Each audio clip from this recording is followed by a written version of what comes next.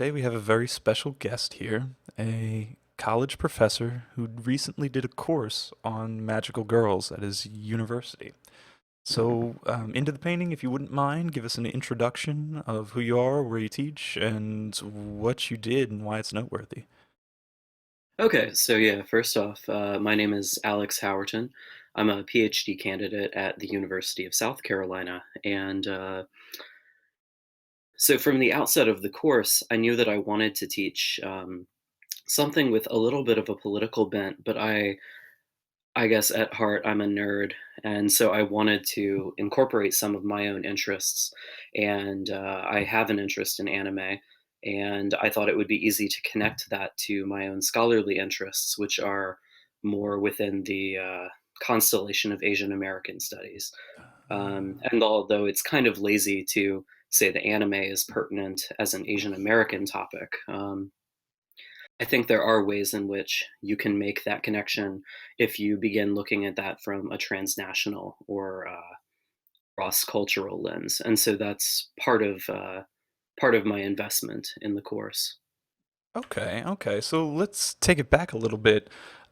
Stating you were a huge nerd and an anime fan. Where did that come from? How did you get into anime? Yeah, so I think my story will not be unique in any particular sense, but I grew up in a small southern town, and so the first thing that I remember everyone being into was Pokemon. There was Okay. almost a way in which Pokemon opened up my world as an 8-year old when, or 7-year old when the series first came out.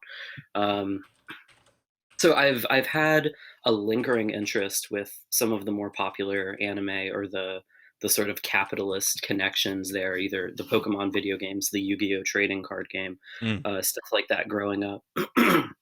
But it wasn't until undergrad or my college undergrad, when I began more seriously thinking about anime. And this was actually, I was going through a breakup, and one of the things that my ex girlfriend always made fun of me for was how much I was into like Final Fantasy and other typical nerd type Yeah. stuff. So I was like, well, I'm gonna get back into that now, since I don't have to be ashamed of this, which, like, I was being spiteful and bitter too, so I'm not like painting her as a monster or anything. Okay. But yeah, so I watched Full Metal Alchemist Brotherhood, and that kind of did it for me. After that, I wanted to get really into the culture, I guess, at large, and yeah, there was something about that particular series that drew me in. Okay, so that's very odd. Having talked to many magical girl fans over the source or the run of my time interacting with the community, that Full Metal Alchemist Brotherhood is very much not a magical girl show. How did Oh you no, how not at did you all. jump from that into um, making a college course based around this specific genre? Yeah, of course. So I think, like many people who are interested in this series from an intellectual or academic perspective, I was very drawn to Madoka. The first time I saw that series, I watched it in one day, Okay, was which, that your first magical girl show? well, it was my first one since I had gotten back into it, and this is something I mentioned in the Okay. Reddit post. But back it must have been fourth or fifth grade, I did watch some of the Cardcaptors. This was the Mm-hmm. American Yep. edition of Cardcaptor Sakura. Yep. Um, so with the cheesy, sort of terrible opening, right? Powers of the club. Yeah. That Yeah, was yeah, great. yeah. And I can talk more about that because I actually had a lesson around that intro Oh versus the yeah. content of the actual episodes. Um, but Okay. They did yeah, it. so Oh, you all go. right, so my first foray into the magical girl genre was card captors, back in fourth or fifth grade, and when I was trying to put this course together, I thought to myself, "Oh, I was really into that show back then. I wonder if it still holds." Um, any Ah, sway. And so I rewatched the series, and for my money, it's one of my favorite. And I'm not an expert in the genre, but it was a delight to watch from beginning to end.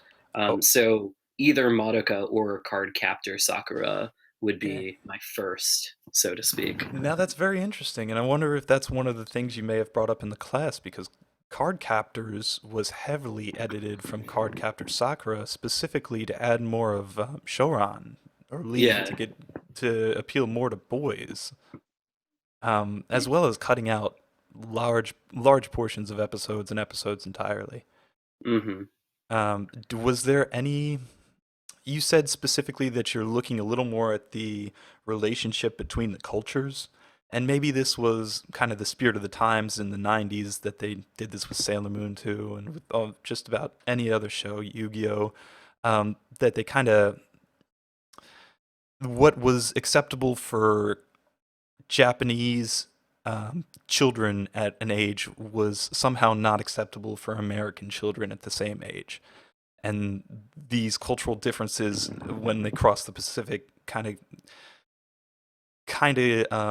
affected what the media was that we received as children. Because I'm definitely in the same age group as you. Hmm. Was that a topic that you were discussing or looking at? Not explicitly. So I know that the cousins of Sailor Moon are one of the really Yep. obvious examples of this, right? But like the episode of Sailor Moon that we watched was the very first one. And we watched the dubbed one with the terrible Boston accents and Oh yeah, everything. Molly. Yeah, yeah. Yeah, but it's not something that we talked about explicitly in that sense. Okay. Frankly, the course had a lot of content that we needed to cover, and so talking about like cultural mores and taboos um, was something that we didn't necessarily get to until we got to the more literature-oriented side of the course, which was when we moved away from the magical girls. We did what I did with the card captors introduction, though, was I asked them. So I played them the card captors introduction, and then asked them what they thought the show was about from the Secrets of the Clow Yeah, yeah, introduction yeah. song, the sort of like cheesy Bon Jovi opening or whatever. Yeah, Earth, Um, Wind, Fire. yeah, and so they assumed that this was going to be something like a very masculinist thing, and so they asked me like why this show in a magical girl class, because it's clear that this weird kid in green is the main character or Oh whatever. no way. um, Okay. yeah, I mean it's such a Uh, specific move, right? And I think it speaks to some of the intricacies in adaptation as its own sort of artistic mode. um, right. the card Localization. captors yeah, the card captors series, um, as opposed to card captor Sakura, just has vastly different stakes and investments. And part of this is I mean, it has to be related to, I guess, some of the ideas of taboo, or this question you bring up, that Japanese children are more versed in dealing with difficult questions of queerness or identity or whatever. Yep. um, yeah. That seems right. So this was, I just want to bring it back a little bit. This was an introductory English course. Yes, Okay. specifically, it was my university does something called Capstone, which is, I'm not totally clear about the process, but I treated it as if they were honors students, which was mostly a success in that regard. Sure. But it's students who they have a handful of capstone courses that they have to sign up for each semester. And so these are themed courses that are available first to capstone students. And then Mm. if the classes don't fill up, then other people can sign up. Um, but our course catalog actually did a poor job of advertising it. And so only about half of the capstone students signed up for my course knowing what it was. And due to some miscommunication, a couple of them thought that it was a different capstone course, which was about the Hunger Games, which is taught Oh. by, which is sort of one of our our first year English department's more famous offerings because it's run by just this incredibly warm, compassionate, talented teacher who's been here for a long time.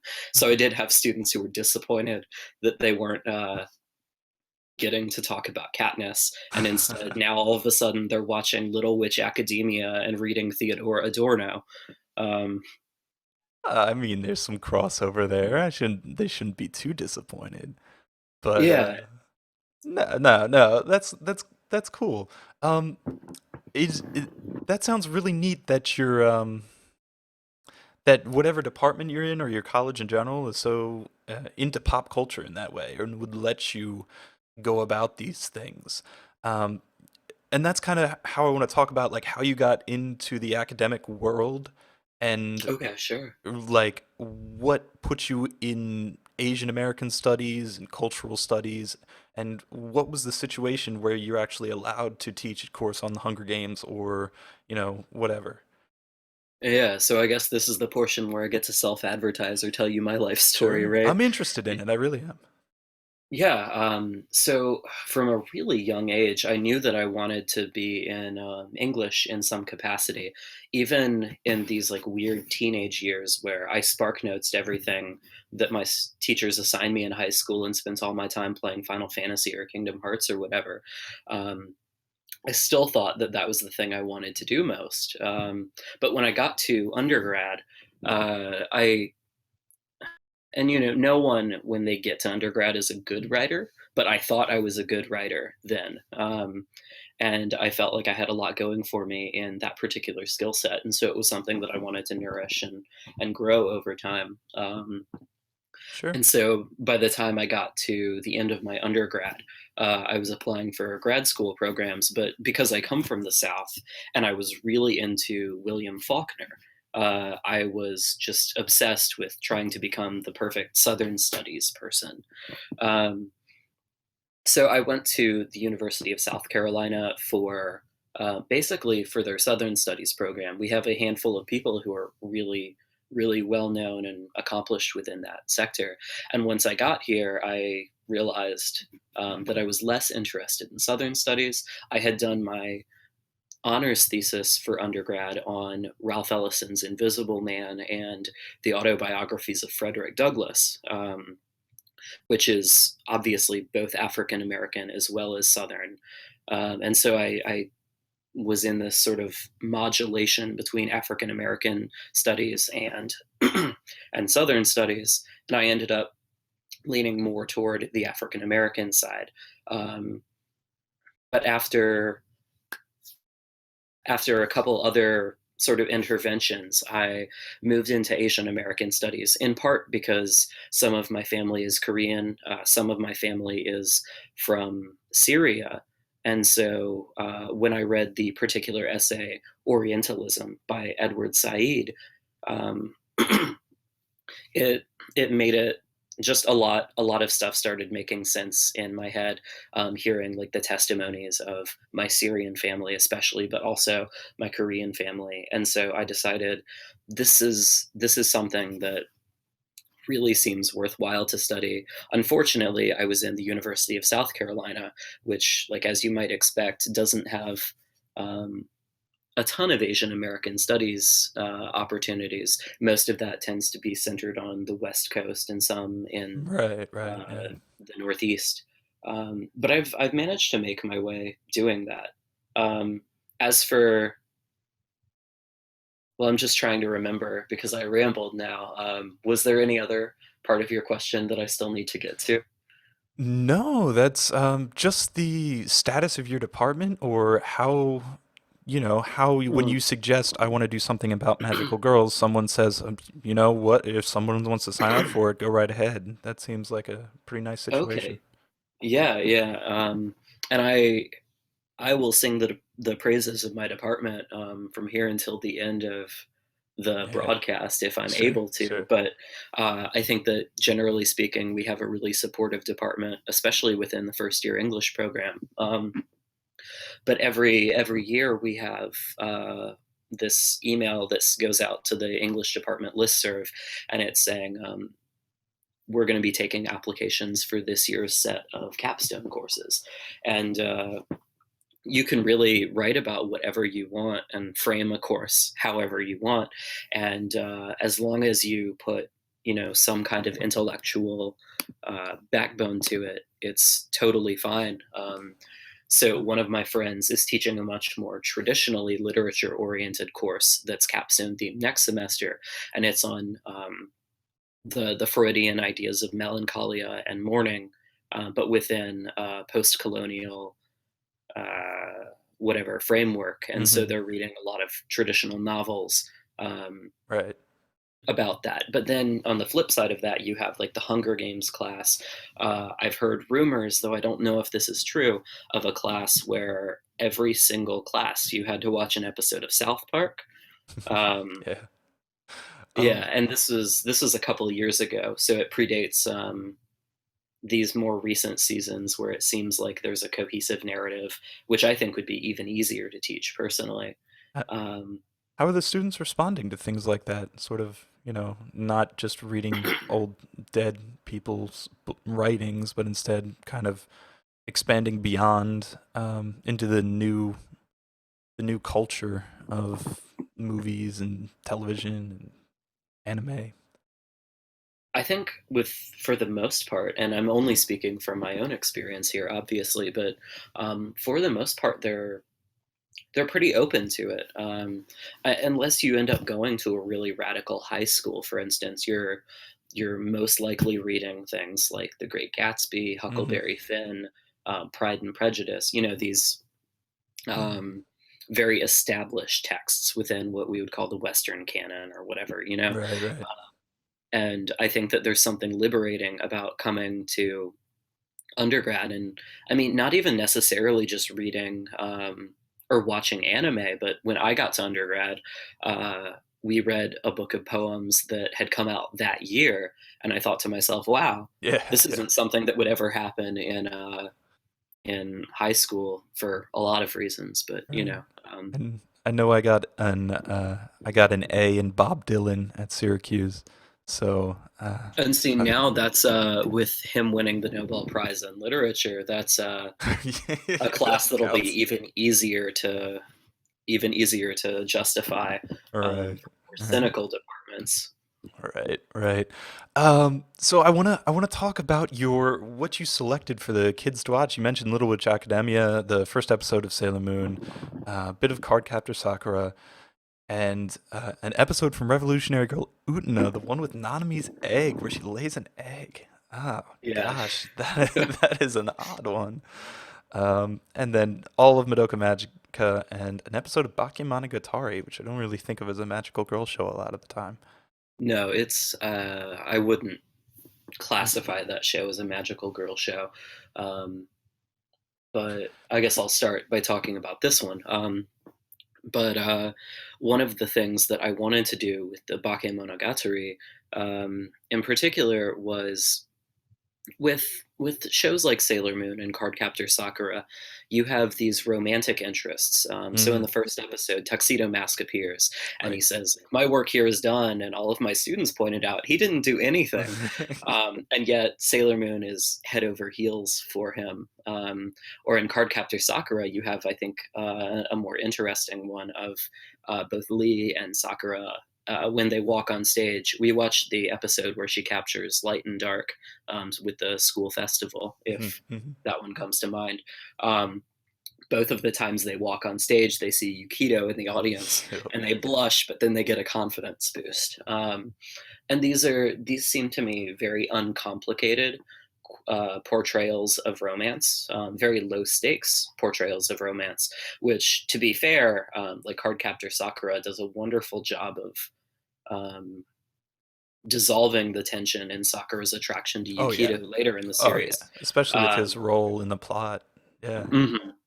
Yeah, I mean that's one of the most compelling things the series does, for my money, or even the way that the what is it, the second movie ends with her jumping toward Sure. him. Sure. But I these are things that I don't have time for in right. class. Right.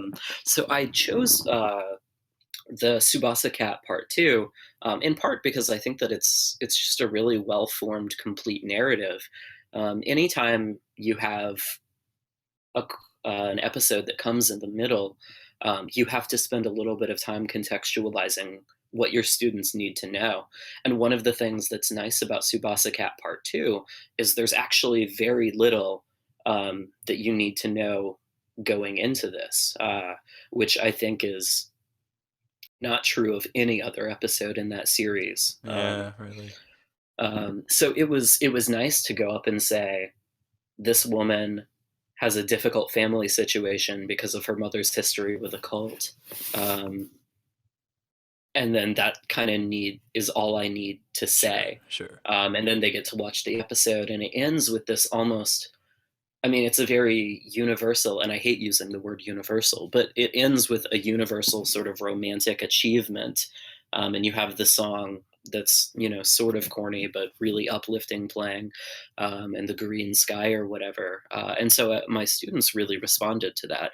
I think that it's just a very accessible narrative, even as it delves into questions of like trauma, connectedness, togetherness, or whatever. Um, and so that's one of the reasons I chose that particular episode.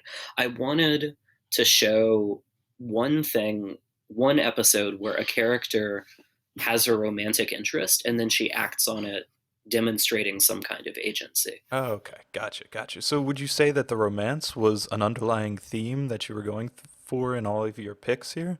Because I don't, there's not really anything in Little Witch Academia or No, Nanami's Egg. no, but it's something Oh, oh, we lost him. Eh, of the he's back. commonalities. Okay, I What is this? apologize. That's okay. We had a bit of a technical issue, but we're back now. So, anyway, yeah, the romance or the commonalities or were you trying to connect these with any type of thread? Uh, in a broad sense, yes. One of the things that I had hoped that the course did was give my students a sort of form of what the magical girl genre looks like writ large. Sure. So there is an aspect of romance that tends to play out in these shows, and we talked about that in the way that Sailor Moon and Cardcaptor Sakura broach these questions, and so I wanted the other episode, the Subasa Cat episode, to demonstrate like one other avenue, or in Cardcaptor Sakura's case, demonstrate what that looks like later on down the timeline of those shows. Mm-hmm.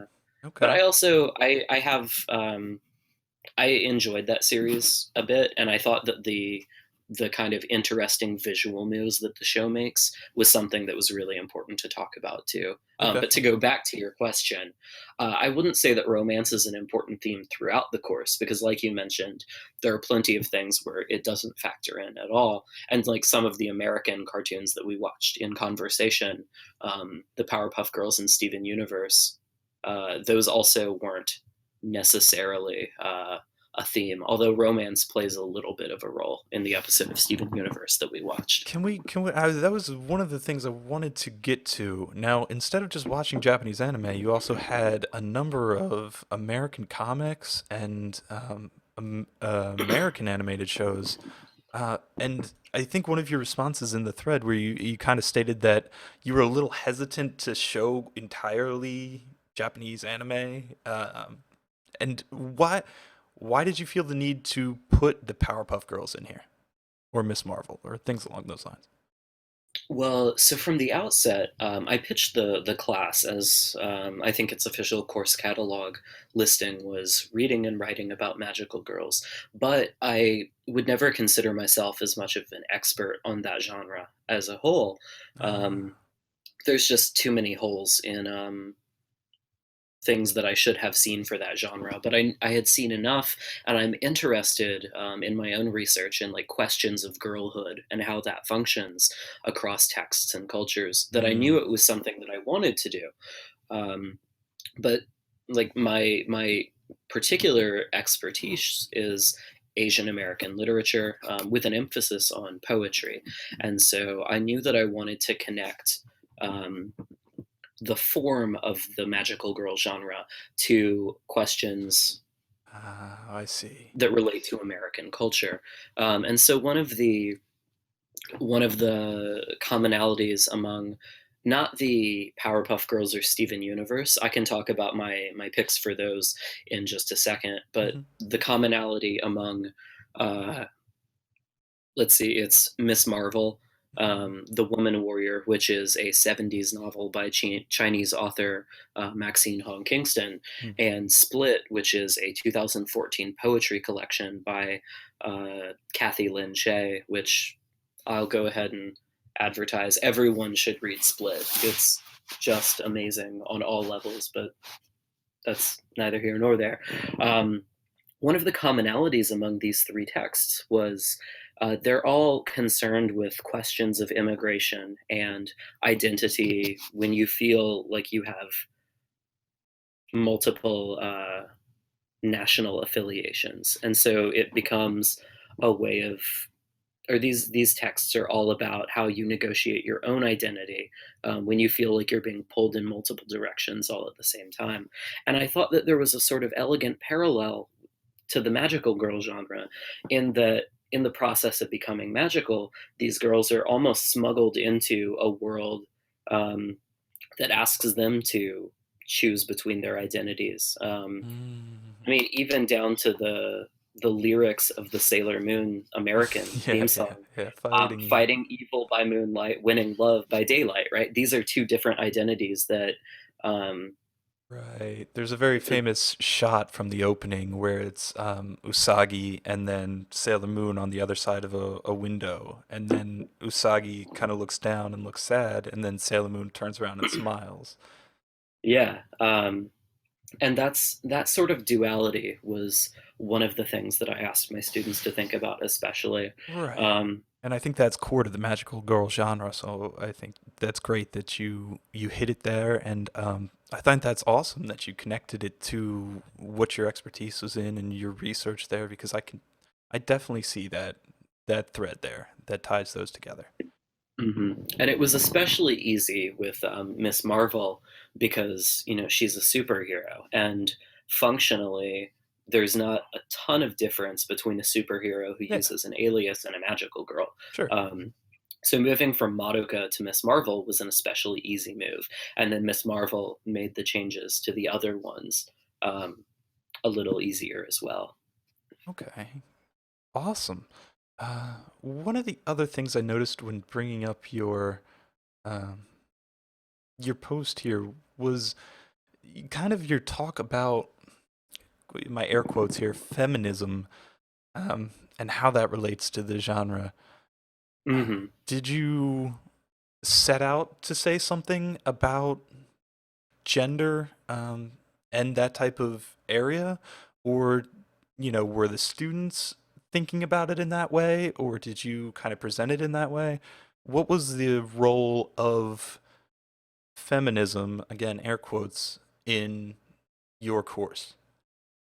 Yeah, I think that's a great question. And when I was typing up the draft of my Reddit post, it was, of course, the word feminism that I was more nervous about than anything Sure, else, sure. um, given that that's such a Yeah, frequently maligned yeah, ideology. yep. Um, Basically, and this actually plays explicitly into how I pitched the course. Because I kind of know what my department's looking for. But the way I pitched the course was, I think, because I labored over this, I can probably do it word for word. But I say, look at any of the lists of greatest TV shows ever, and you'll see the usual suspects: The Sopranos, The Wire, Mad Men, Breaking Bad. Sure. These are all awesome shows, right?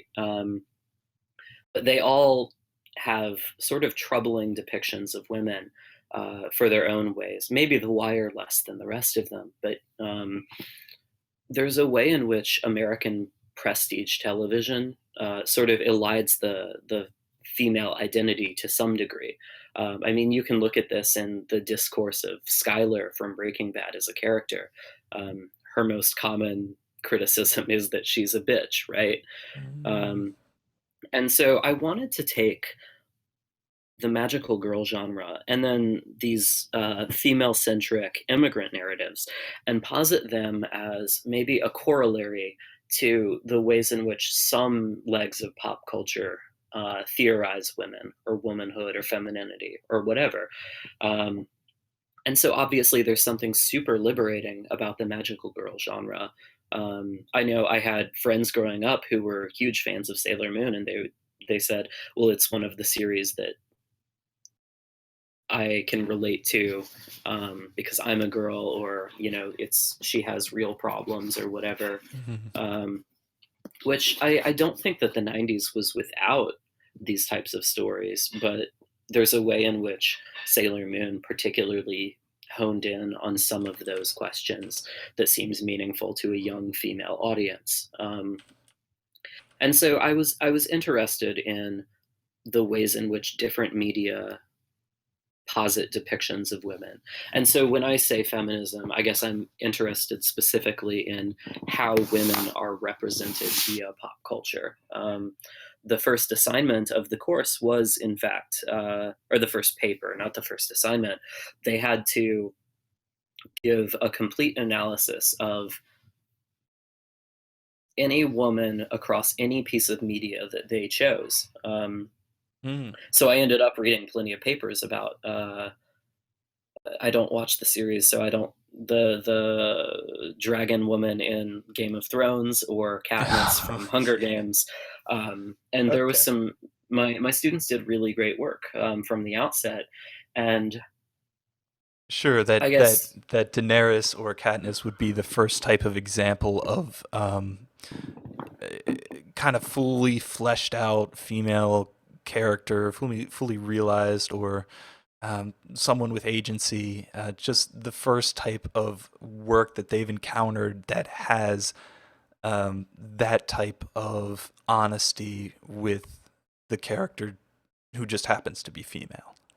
yeah, and that seemed I was a little nervous going into that assignment because one of the things that I wanted to talk about from the outset of the course is, what feminism is and isn't, or like what good feminism is and Right. isn't anyway.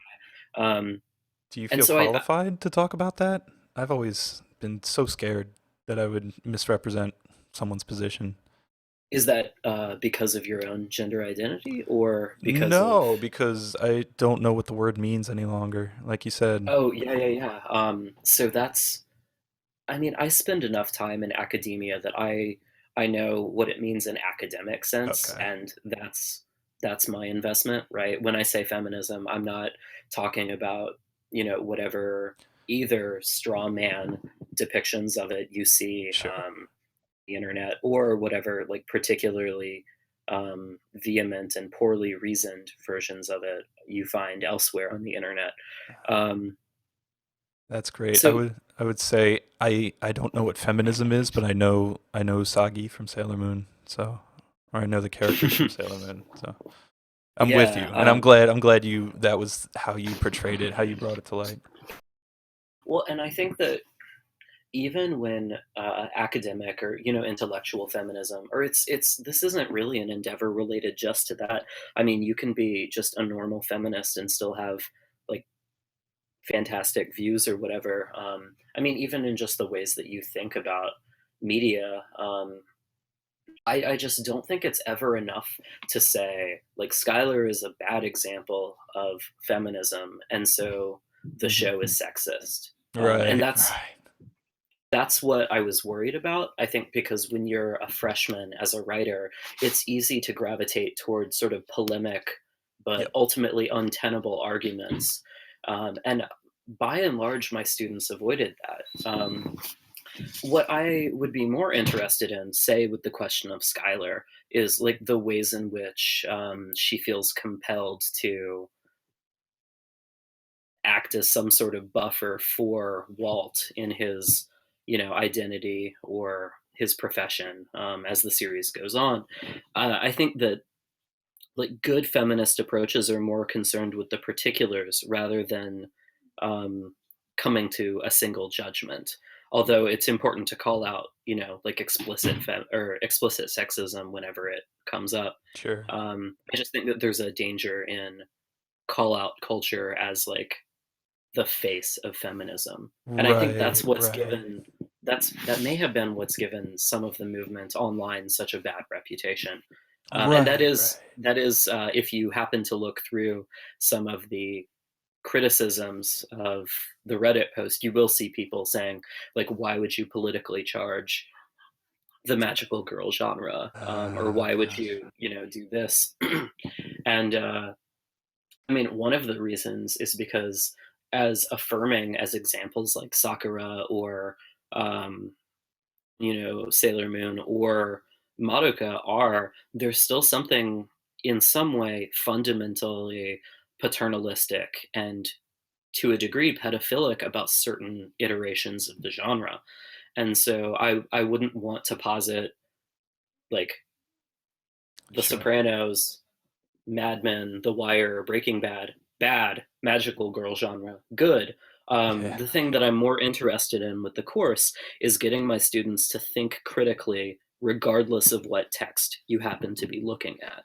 Great, great. Okay, so I would approve your course based on that sentence alone, um, because I think because it was a freshman level class and because it's this undergraduate class, and um, regardless of the topics, I think that's what if that's what's coming across, I'm 100%. I'm 100% behind it. Even if you don't, have the most intimate knowledge of the magical girl genre, or even if it's talking about other things, other than just the anime. Um, that's that sounds like a course I would want to take too. You know. Yeah. Well, Uh, it's good to hear that there's a demand for courses like that in general. right. Um, One of the interesting things I noticed about this, in part because there was just poor advertisement of the course's content, but Hmm. for those who did know, more people signed up for the course because it was advertised as feminist than because it was advertised as anime oriented. Really? Okay. Yeah, So did you hire an instance of females in the class? I did. I would say that the split was probably somewhere uh, 60-40. Hmm. So not a significant That's not bad. difference. Yeah, and I think at the University of South Carolina, we have a greater occurrence of, or like a higher rate of female population Oh, so here you're as you're well. So even well within the error margins. So yeah, I wouldn't say that it's particularly because the course was advertised as feminist, but there were about 5 or 6 women who signed up for the course because they were interested in taking things from a feminist lens. okay, okay, Whereas I think there were only 3 students who signed up because they were anime fans. right, all right. So I want to talk about the students really now and how they responded to everything from like the Little Witch Academia is such a Disney thing. It's so honest, and then Puella Magi and Madoka Magica is really steeped in the ideas of the genre and the database Mhm. that it has to draw from. There's a lot of references there that you're not going to get from watching the first episode of Sailor Moon. Yeah. How did they take specifically Madoka Magica? It's, yeah, so I was Madoka is probably my favorite series, so I was, of course I think there's a danger in teaching anything that you really like, Sure, sure. because if your students don't like it, you almost wonder, they don't What's like what I like. Do they not like me? And of course, that's defeatist thinking. I uh-huh. would say the class was pretty split on whether they actually enjoyed that series. And unlike all of the other shows that we watched, which we watched in class, I their assignment for homework was to watch 3 episodes of the class per meeting day. So we were scheduled to take 4 days, but we actually had a flood situation Oh, that gobbled up one of our days, and so we only spent 3 days on the series, which was a little bit of a disappointment to me. yeah. But you have to be flexible with the ways that you schedule things. So we did episodes 1 through 3. and then there was like a long weekend because of flooding, and then we did episodes 4 through 9, and Right. then 10 through 12 on the last day. Okay. Um, and of course, I mean, everyone likes to talk about the tonal shift, Yeah. Mommy's beheading of episode 3, and like I think for good reason. I mean, when I mentioned that the first time I saw that series, I watched it in a single day, was because my interest was flagging 2.5 episodes in, and then that happened, and I was like, "What? What?" And I Yeah. think that tends to be the community's response at large, unless you happen to be uh, Sh- aware of the sorts of moves that the show is going to make. Right, right. And that's Um, that's kind of what I would be scared with trying to teach this in the way you did, that they would just take it as Madoka Magica as thriller. Did you have to mhm. prod them, or did you see anywhere else that they were saying other things, like specifically the ending maybe? Um, did they have I any? think that Sorry, the ending, that was probably one of my best classes, just in terms of student participation. Okay. So I taught 2 sections, and it's fascinating to see the ways in which sections differ from one another. One of my sections tended to be like more vocal but less enthusiastic, if you can imagine that, Hmm. and then another one, they were very enthusiastic and engaged, but they just didn't want to participate. And it's always weird to see how these class That sections is break odd. down.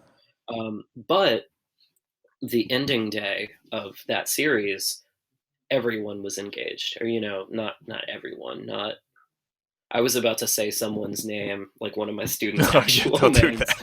Um, but yeah, no, for student X, there was no motivating him slash her under any circumstances. Um, but yeah, I think I mean there's something so strange about the way that series ends. I think that if you aren't aware of the sort of generic conventions, Right. um, or even if you are, uh, there's something very strange about Madoka's structure in that, like, starting from maybe it's either episode 8 or 9, it becomes an alien story, right? And you're like, "I wasn't expecting aliens." And then 1 episode later, it turns out that it's a Groundhog Day time travel story, and you're like, "I wasn't expecting this." And then in episode 11, you get sort of a reset button, Yeah. but then sort of like a Michael Bay action extravaganza. Yeah. And then in episode 12, it just like goes off into the ether of like either, depending on your perspective, either pseudo or high philosophical um, stuff. And so Right. it's a show that really from episode 3 on is very stingy with moments where the viewers get to catch their breath, and that's something that my students were especially interested in. So we talked extensively about episodes 10 and 12, and it was really a shame that we had such little time to talk about those episodes in particular. Right. I Yeah. was I was actually planning or toying with the idea of giving that series 5 days and letting episode 10 be its own day. Um, Yeah. I'm kind of glad I didn't. Like there are things that I could have done. If you're familiar with uh, discourses around like queer time, I thought that would be a really fascinating sort of academic or theoretical perspective to bring to Mm. episode 10, especially. But it ended up not really being feasible with the amount of Sure. content Sure. I wanted to cram in. But yeah, episodes 10 and 12 sparked a lot of discussion, and I always love just starting off with the question like, "What did you think of it?" Yeah. Because I think that even if you're not necessarily enjoying Madoka as you watch it, like there's still cool things going on that you can talk about. Right. So it Me. was interesting to see, like, one of my students said, "I thought that Netflix had messed up and put, like, one of the early episodes in at first. I was really confused." And I was like, "Yeah, that is what you're supposed to think." But it's funny that that student in particular gravitated toward, like, Netflix making an error rather than, her own understanding of the show's narrative, all of a sudden becoming very fragmented and Yeah. circular. That's cute. Um, Man, yeah, when you say you only had one day to talk about the finale of Madoka Magica or episodes 11 and 12, it's like, that breaks my heart too, because I'm sure your class is what, like 2 hours or 3 hours. Um, and man, mm, there's so much there that you really want to go over that is really a pity that if they absorb this text and don't understand at least the fact that the episode 11's bombastic explosions are just to show that Homura cannot through force of will Hmm. overcome the obstacle, and just to relate that back to just any type of action situation or shonen show or any type of thing where it's just fight more or fight stronger. That's not how you resolve a conflict in a magical girl show. And Yeah. if people just think it's eye candy, then that leaves me with a sour taste in my mouth as a magical girl fan. Yeah, of um course. This is only going to be a personal alleviation for you. But yeah, my students totally got onto that okay, idea. They were good. like, well, so one of them said, "This is the second coolest action sequence of the show." The first one, of course, being Sayaka versus, I believe it's Elsa Maria, if that's the Yeah, name of. yeah, yeah, yeah, Yeah, I yeah. mean Hmm. the way that that fight's done is just The beautiful. art, yeah. Oh, But yeah, I mean, these being the sort of high action, high octane, whatever moments. And so I asked them, like, why do you think that the show trades in these specific things? And one of my students did end up saying, well, there was all of these explosions and she still couldn't stop it. And okay, that's good. um, without It dressing it up. That's what you're conveying too, right? Right, But right, without right. the connections to the Dragon Ball Z, Naruto, Gurren Sure, Lagann sure. constellation. Yep, Um, yep. No, yeah, and I mean, this is sort of just a reality of teaching, right? So we about a week and a half after Madoka, we read a 250, 280 something page novel, The Woman Warrior, and of like this is one of the most controversial. Well, not anymore, but that's a whole different story. But most controversial and most critically revered texts in Asian American literature, period. And we only spent 4 days on it. Obviously, we couldn't address everything. And I mhm. think that, coming at it from a pedagogical perspective, if you end up teaching stuff that you have either a personal, nostalgic, emotional, whatever investment in, you just have to be okay with them getting anywhere between 40 to 85% of it, but that's going to be it. Yeah. Um, and Yeah, yeah. you like the more you teach, the more you become okay with that. Right. Like both the Woman Warrior and the final episode of Madoka Magica should have its own entire course on it. To Yeah, really talk about it. but I think especially you know, my very best friend colon the English course would be.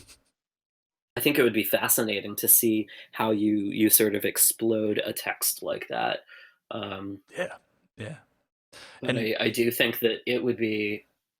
I mean, anytime you have grand pedagogical ideas, you also need to account for the the student who just does not care. yeah. Um, and I think that would be, for them a Yeah. horrible, horrible experience. Yeah, and Um, yeah, and that's kind of what your advisor's there to tell you. Like, you should probably not, or, yeah, yeah, and especially for a first year undergraduate course, I wouldn't expect that.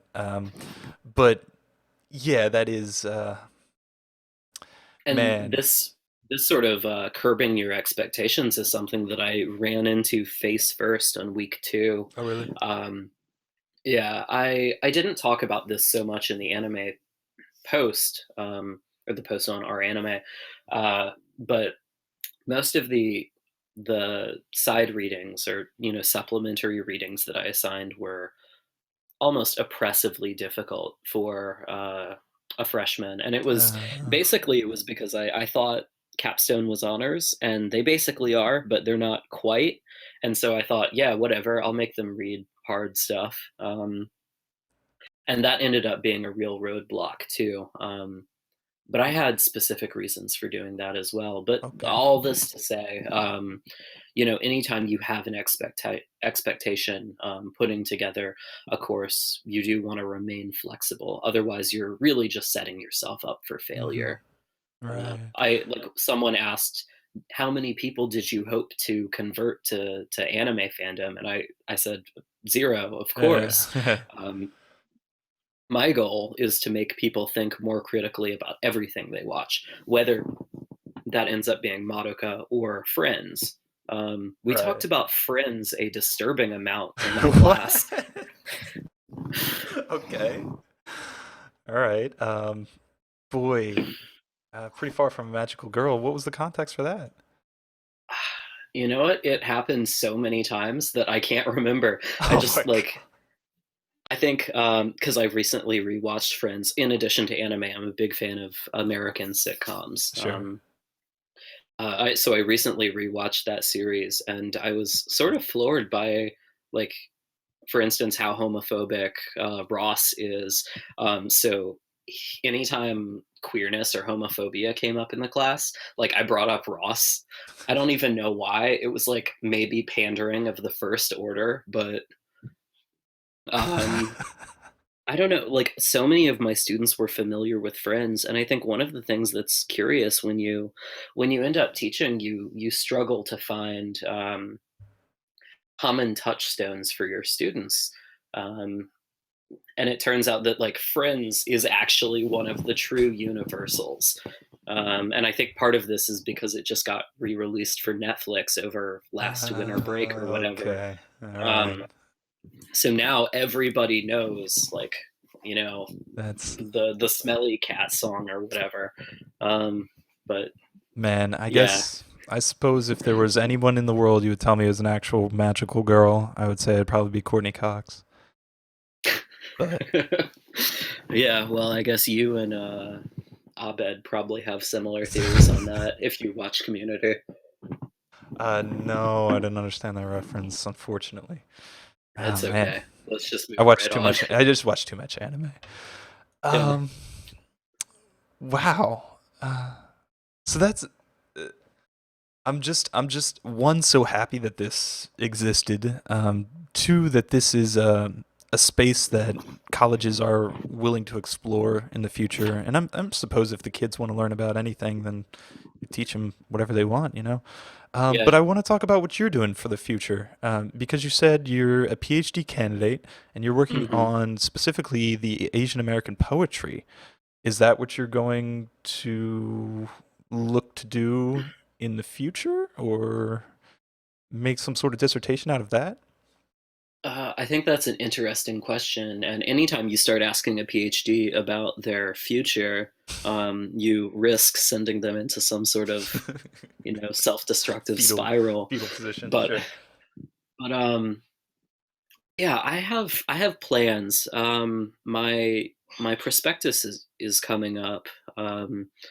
The For those who might not be aware, I don't know what your audience does or doesn't know about academia. So if I'm I mean, condescending, I'm sorry. right, But right. the prospectus is where you lay forth what your dissertation will prospectively be about. That's coming up next fall. So I really need to have an idea. And luckily I do. Um, your question about poetry and whether that will remain important to me in particular, I would say yes. The funny thing, and I do spend a decent amount of time on various anime sites or blogs or whatever, um, and they're all concerned with like the new seasons and stuff. And I just have too much in my backlog. I never catch up to any of it. But the one thing that I stay current on nowadays is poetry. Um, I think that there's so much, both politically important and just artistically, heart stopping in some cases. Poetry that's being written these days, in part because now there's more. structural or institutional support for minority voices or queer voices or just voices in general. Mhm. Um, and surprisingly, very few people within academia are studying Asian American poetry in general. Yeah. And more specifically, almost no one is looking at the most recent generation of poets. And so, part of the PhD is figuring out what niche you can inhabit. Mhm. And there's certainly ways that I could make a name for myself talking about the poetry of 2016, 17, 18, whatever. But I don't think anyone wants to pigeonhole themselves. Right. And so one of the and this is a critic whose work we read in the course. One of my sort of idols for scholarship is this woman named Cian Nye. She's a cultural critic. And the ways that she conducts her scholarship is um, it's really fascinating to me. She has this book called Cute, Zany, Interesting: Our Aesthetic Categories. Um, and there are chapters on cuteness, chapters on zaniness, chapters on interestingness. And what she does in these chapters is she basically asks you to forget everything that you know about what cute means, and then she rebuilds the definition using like a very wide range of media. So I had my students read cute and zany for this course, but in the zany, for instance, she draws on, what is it, I Love Lucy, 1500s Italian plays, and like a Richard Pryor movie that no one ever saw. And that's maybe 10% of the archive that she's working with. Like she's also talking about Nietzsche and Deleuze and other, like Mm, continental philosophers. sure. And so there's this just wildly freewheeling way that she approaches her scholarship. And the cuteness chapter is, I mean, it has to deal with kawaii culture, right? Yeah. So she talks about like Hello Kitty and Mr. Dobb, who's like a really weird and terrifying extension of that sort of culture. Uh, and there's just the way that she does her research is really inspiring to me personally, because I am also interested in a lot of things at once. Ah, I okay. would say that my interest is certainly um, Asian American poetry, but it's also television. Like I mentioned that I'm a big fan of Right. sitcoms. I wrote my master's thesis on the TV show Fresh Off the Boat, and how that relates to like a play about the LA riots, called Twilight Los Angeles 1992 by Anna Devere Smith. Um, and in addition to television, I'm also interested in childhood studies, which obviously you can see some of that playing out in the magical girl genre.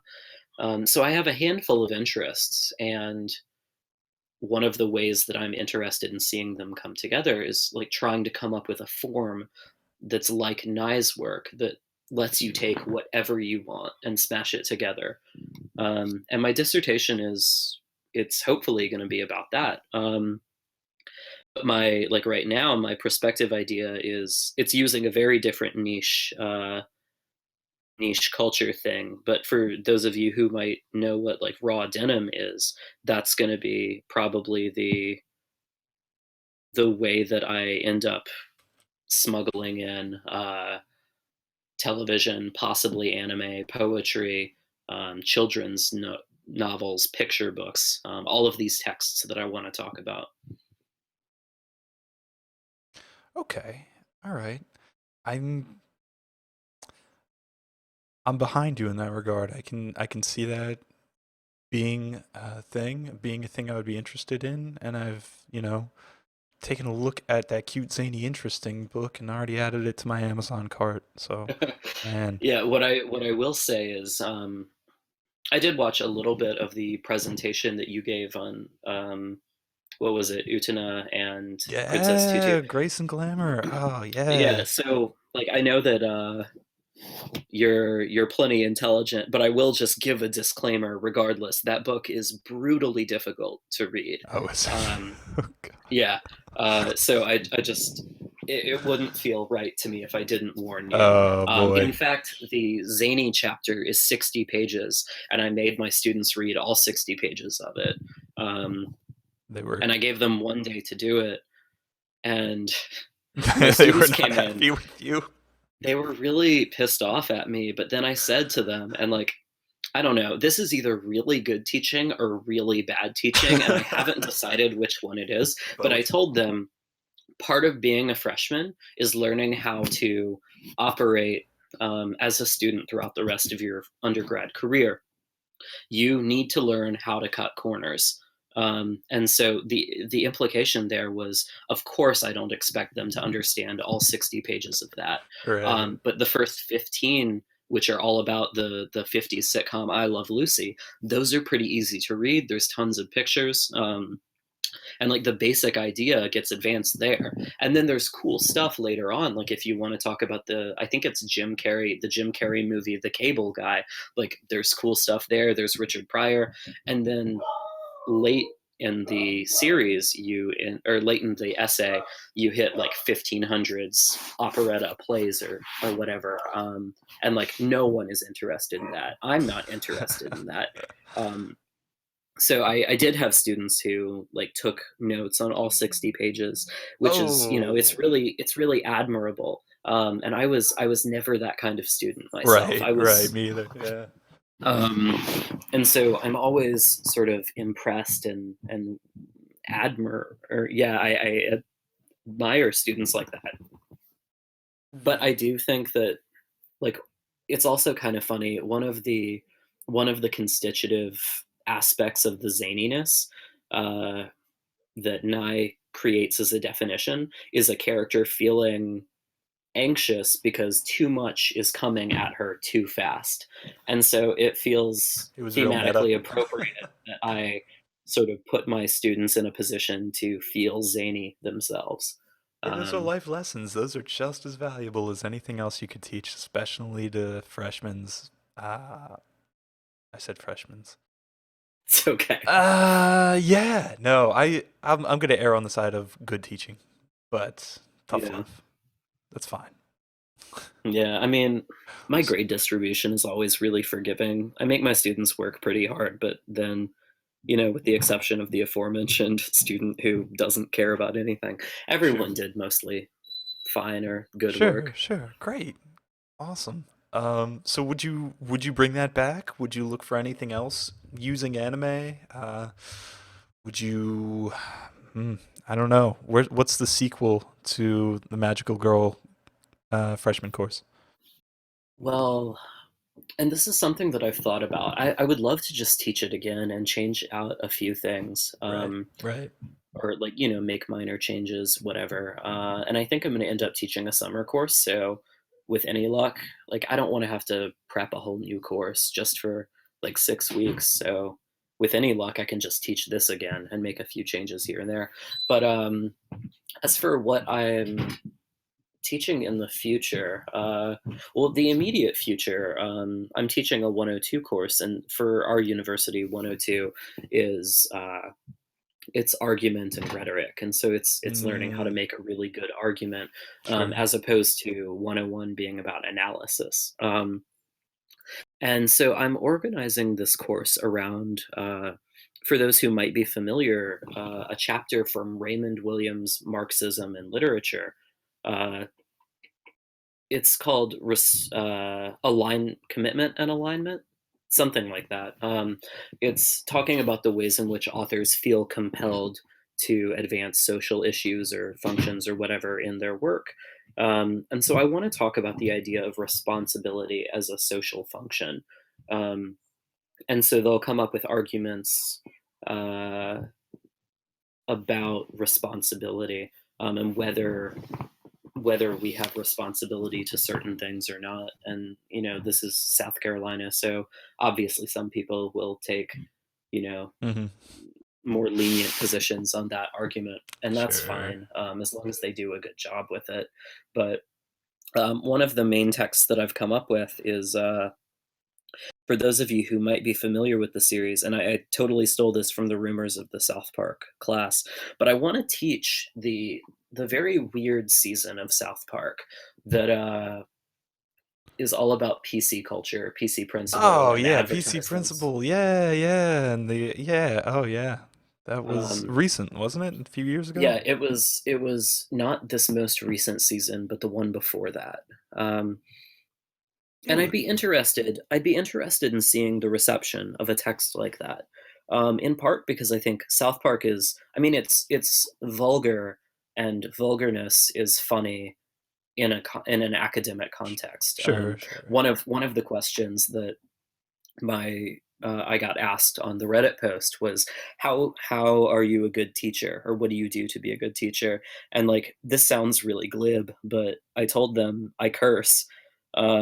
Students think it's hilarious. Like, I don't know. Am I allowed to curse here? I've been policing my language pretty well. I don't know what It's kind of. fine, dude. This is the internet. You can say fuck on the Okay. internet. All right, whatever. Yeah, I mean, I've told my students to go fuck themselves, but in like a playful, endearing sort of way, you know? Yeah, And yeah. it gets laughs, and it shows that students are still engaged. I think that Uh, there's actually a curious value to cursing. But I always get, student evals at the end. I always get one eval that says, "I wish he would curse less," and I yeah. always my Yes. heart goes out to that person Yeah. because everyone else laughs, and then there's always one, maybe two people who really don't want you to curse, Yeah. Yeah. and I feel bad for them, I always but think about the saying. What is it? Um, Crudeness is a poor substitute for wit, or something like that. hmm, Something along those lines. Like I feel like I'm cursing because I don't have anything else to say.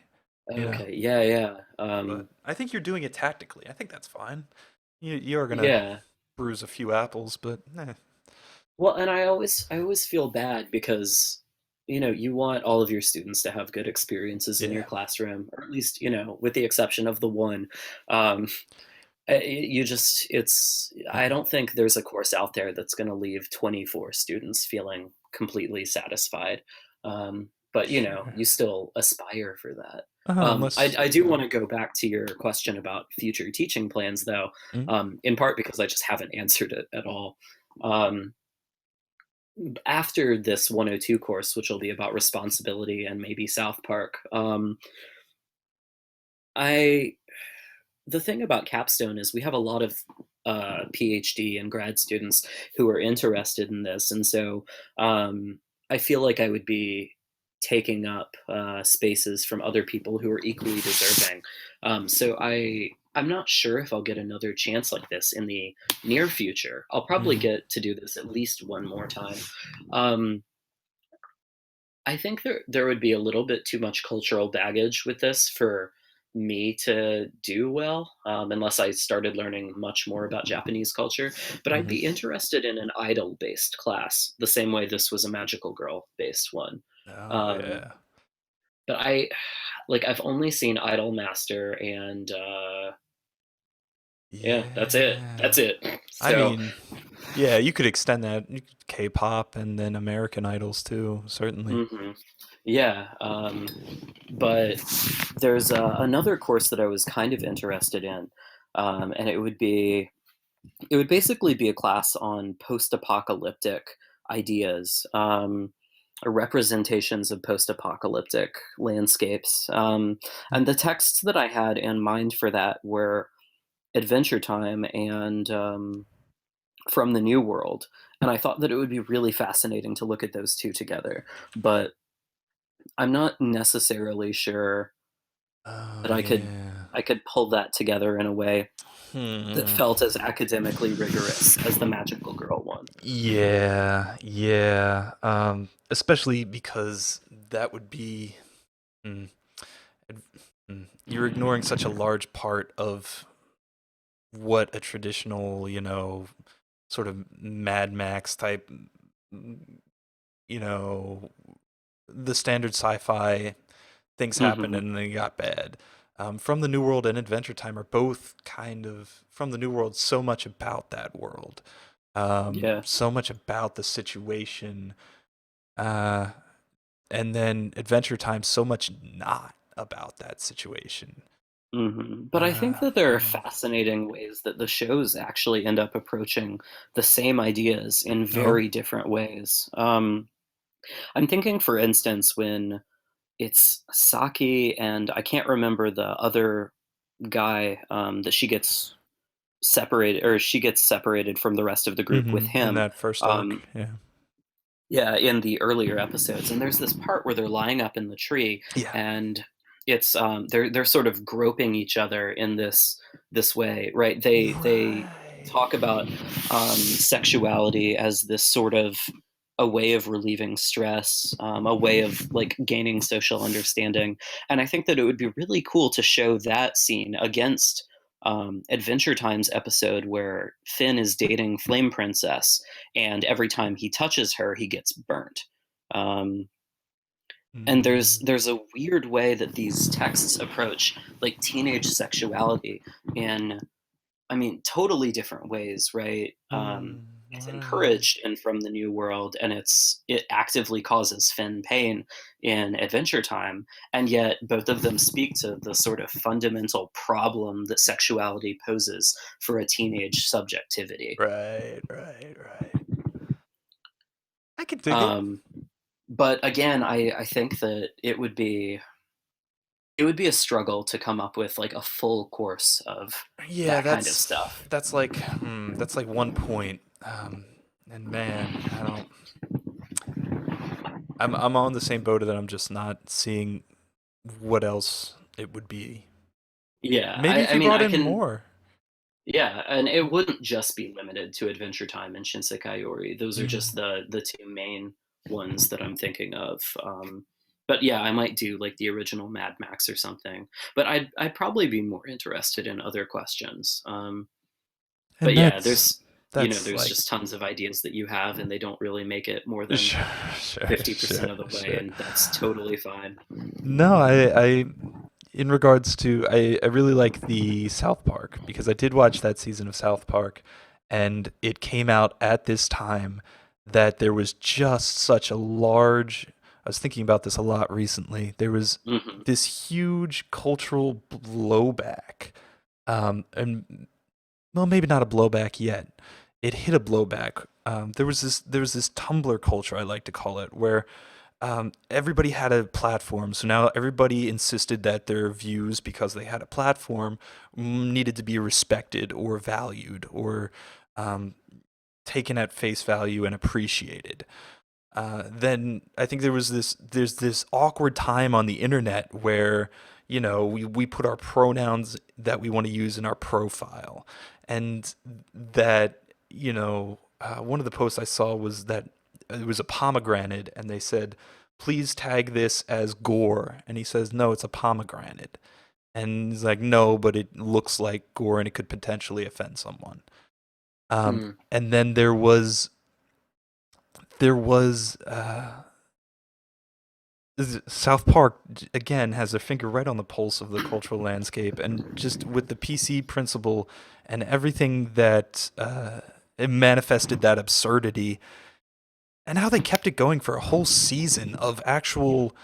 They usually just do it for an episode, but they kept it for a whole season of breaking this down, saying this is ridiculous, people. You can't think this way. We can't. We have to be discerning in some regard. And then I think in the past maybe year or so, maybe a little bit more, there's the pendulum slowly swung back the other way, that people have been maybe a little bit quicker to say, okay, you can have your space there, but I don't have to listen to it. I can turn it off. I can kind of walk away from you. Um, and Yeah, I think. No, go ahead. yeah, I don't know if that's certainly one of the things that season of South Park was touching on.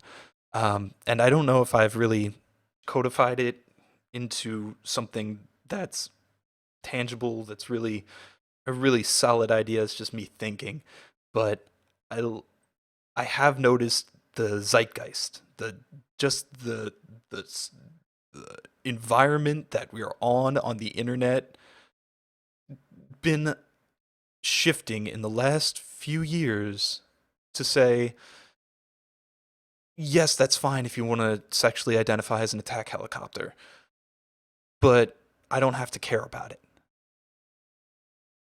Yeah, I think that, and I think my interpretation of the South Park season is probably a little bit at odds with the mainstream recognition of it. Oh. And I realize this is probably where I'm going to be opening myself up to criticism, but I actually see the last speech that PC Principal makes in that season, and it's the way that the season ends as sort of the affirmation of Mhm. PC values as valuable. There's a point while he's speaking, I believe it's Stan who says, "This is going to be real hard." But Mhm. there's a way in which South Park always trades in sincerity at weird moments, and oftentimes Stan is the mouthpiece of that sincerity. I'm thinking of the episode where he becomes like a depressed alcoholic earlier on in the series, right? Right, right, right, As right. and they have like Fleetwood Mac's Landslide playing, and it's like this genuinely heartbreaking use of what in any other circumstance South Park would have just labeled as like cheesy 70s ballad, right? But it's genuinely That's what South Park does. They deal in this satire that is, half mocking and then half yeah, completely honest. And I think that's the real core of that issue of the times that we're in. Yes, hold up that yeah. mirror to the culture and say, "This is you. This is ridiculous," right? But also Mhm. also give them the honesty that led to that ridiculousness. I think my main problem with that season of South Park was really audience reception. I think that Yeah. from the outset, PC Principal was so outlandish. Like if we want to talk about rhetorical fallacies or whatever, of course he's a straw man. And it's easy to respond to like straw man arguments, like the PC culture that PC Principal espouses in that show is of course absurd and over the line, and it enacts a sort of um, reterritorialization of language that's really it's as damaging. Well, I Hmm. don't want to say as damaging, but it's damaging in the same fashion that the Right, right. oppression he tried to get away from by being PC was.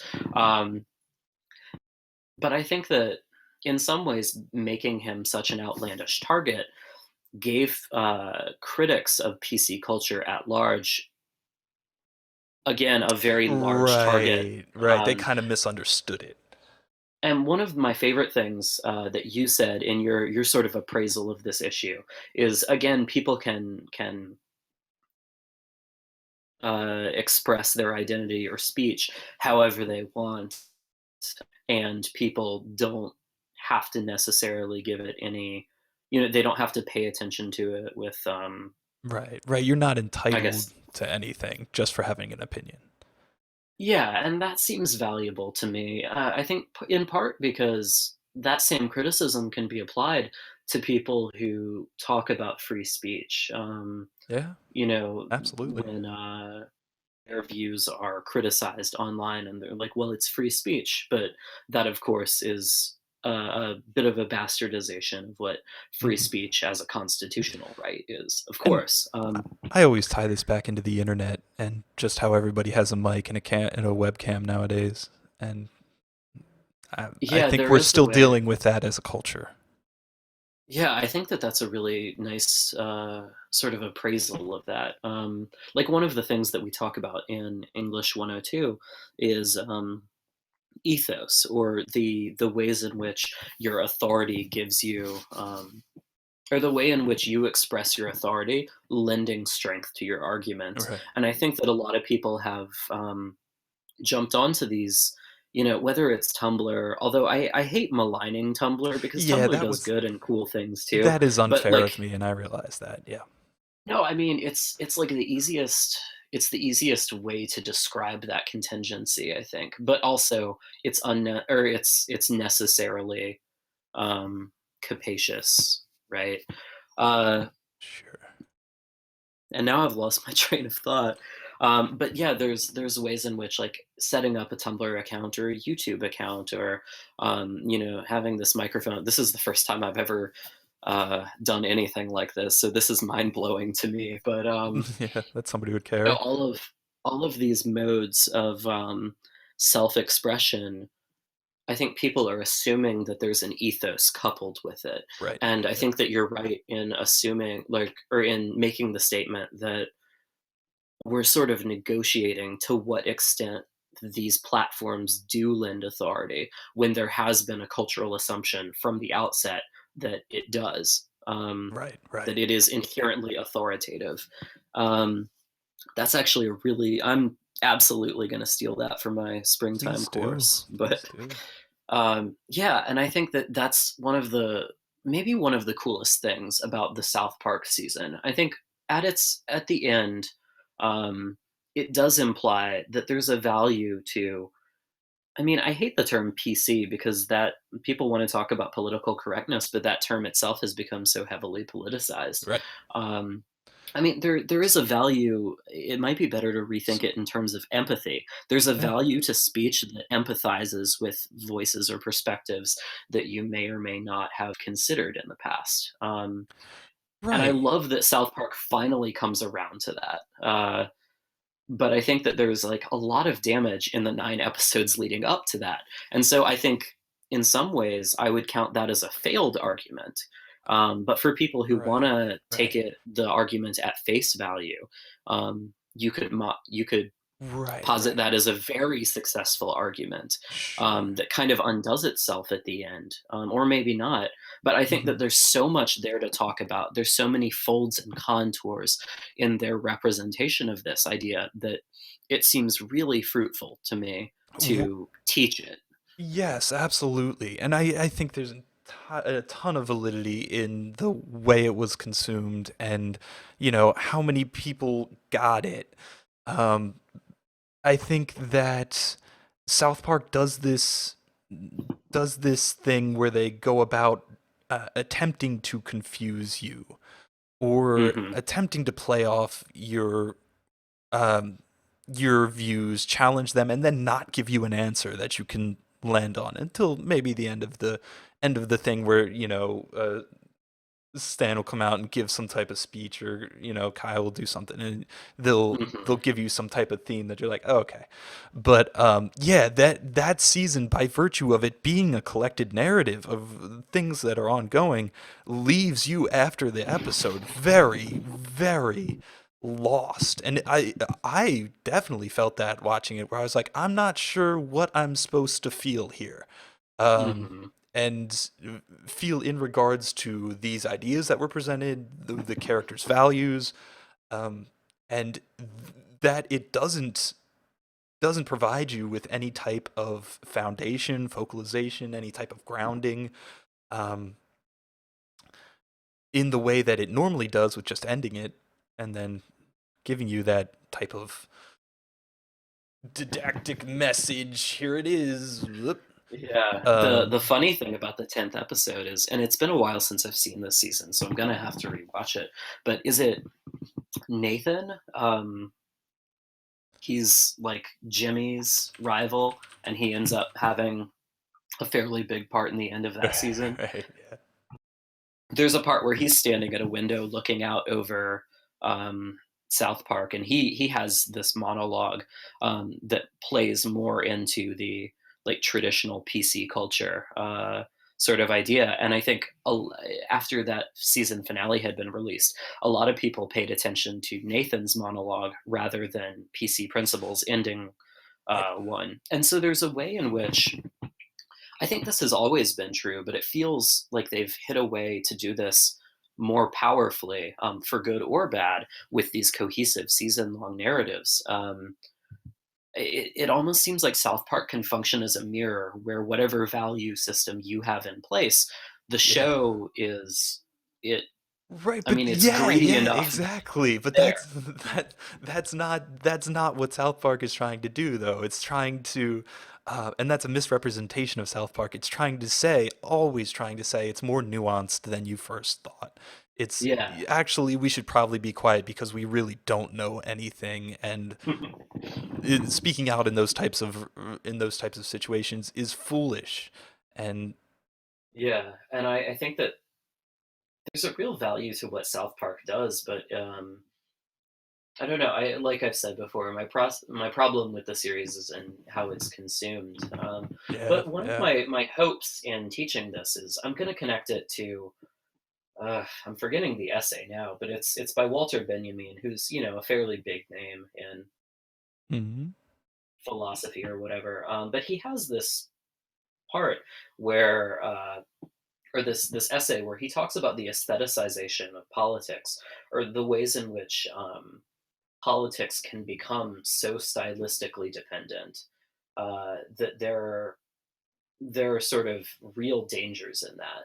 And I think that one of the things that I would see in the danger of the ambiguity or the tremendous vagueness of this season as a whole are the messages that you end up drawing from it. Right. Yep. And I think this is why it'll be so much fun to teach. I Yep. think that Yep. there are valid conclusions that you can make no matter your political affiliations. Um, it seems like such a difficult thing, right? Going back to Stan's, this is going to be hard. That's kind of how I feel about teaching it from the outset. Yep. Um, Yep.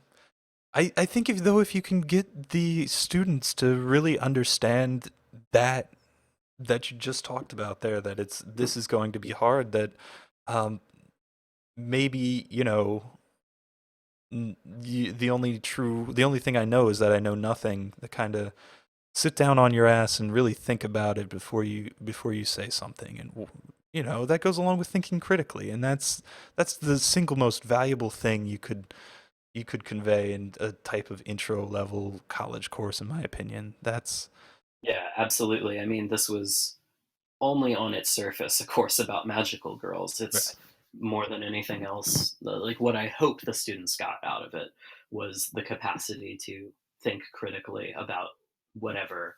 Um, Great. but then coming from a pessimistic perspective, I see the students in 102, and they've either forgotten everything over winter break, or not as much of it stuck as any of us hope.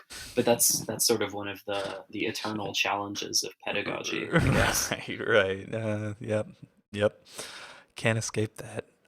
Well, into the painting, you've done your hour and then some more. So I want to thank you so much Of for course. giving us the time of day, talking, and really sharing some really cool stuff about where anime is in the real world, how it's being consumed.